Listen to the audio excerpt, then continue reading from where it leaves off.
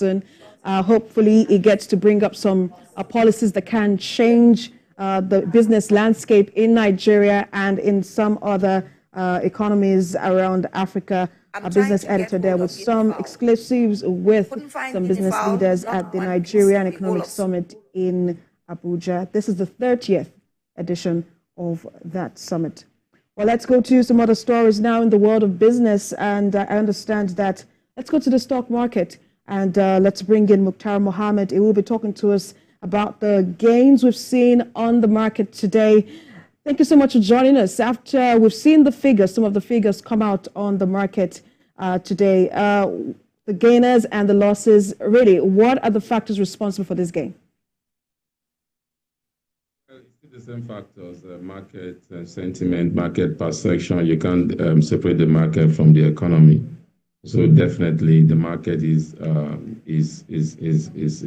barometer to measure the economy. The economy is struggling, and so the only highlight of the economy, you might just say, is the market, but there's a point in time that the market has to take the life of the economy.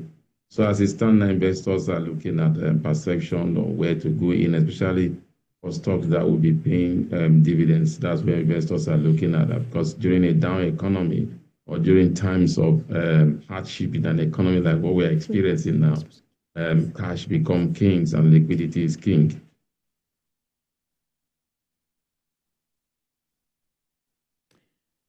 Well, let's take a look at really, we've seen the first trading of the market today and we're seeing some gains. What is your outlook for the week?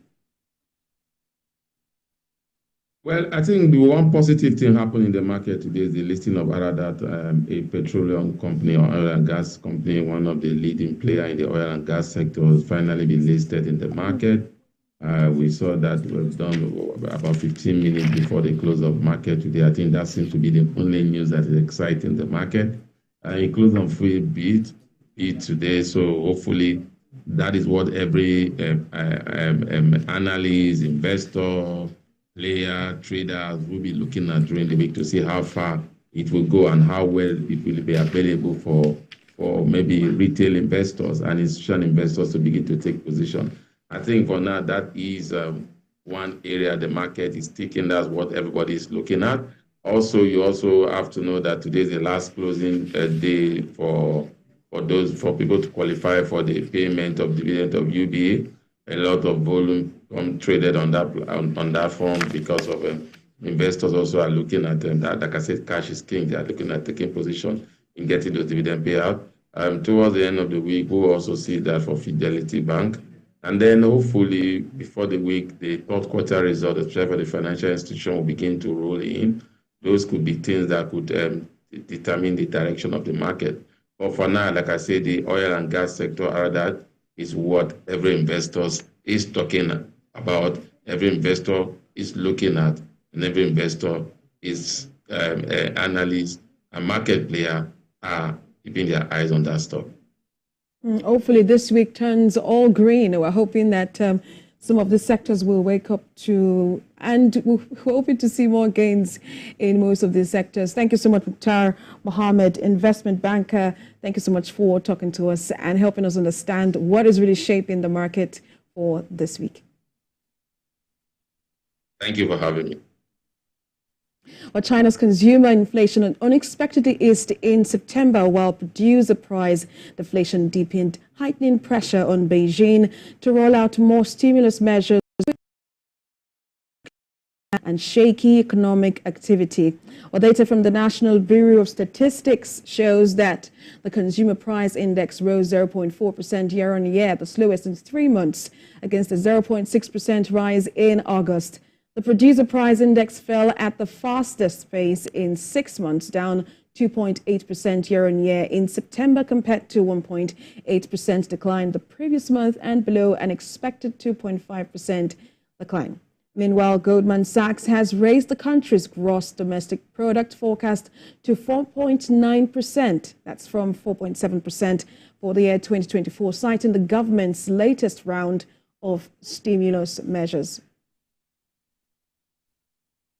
Well, Singapore's central bank left its interest rate unchanged as expected as data showed the economy brightened up in the third quarter. The Monetary Authority of Singapore said it will maintain the prevailing rate of appreciation of its exchange rate-based policy brand known as the nominal effective exchange rate.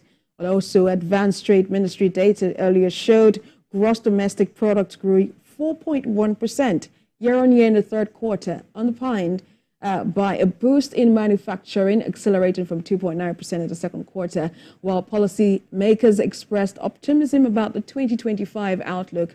Capital economics markets economists warned against the risk of keeping monetary policy too tight for too long, and he said it will prompt the central bank to pivot. Well, let's bring it back home, where the Lagos State government has inducted over 700 pupils from both primary and secondary schools across the state into the Young Farmers Club. Pretty interesting.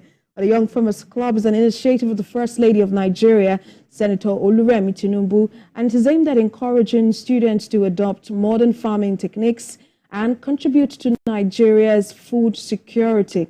While speaking during the Lagos Agricultural Scholars Quiz Competition and Young Farmers Club induction, Governor Babajide Sanwo-Olu emphasized the critical role agriculture plays in Nigeria's economy, describing it as the backbone of sustenance. Around this is to get our young children interested in agriculture and food systems, and to showcase the many ways and means by which they can get into it.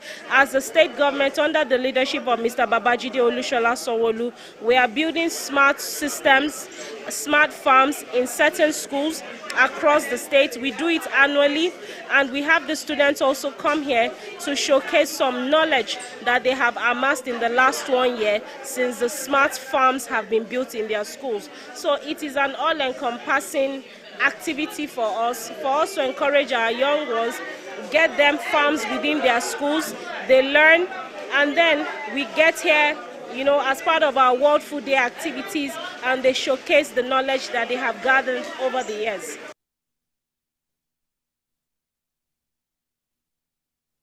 Well, crude oil prices today wiped out nearly all gains made last week after data showed China's inflation rates declined and a lack of clarity on the country's economic stimulus plan stoked fears about fuel demand in the world's biggest crude importer, where U.S. West Texas Intermediate fell to sell at $74.55 per barrel. With a price decline of 1.34%, Brent crude futures also experienced a downward price review of 1.33% to sell at $77.99 per barrel. Bonnet Light sold at $78.62 per barrel with a downward price margin of 2.84%. And for the OPEC basket, crude oil dealers offer $77.23 per barrel with an uptick of 0.25%. Well, I understand we have to go back to the Federal Capital Territory, and that's at the Nigerian Economic Summit. That's the 30th edition, and our business editor is standing by, of course, maybe to tell us that the Vice President is around.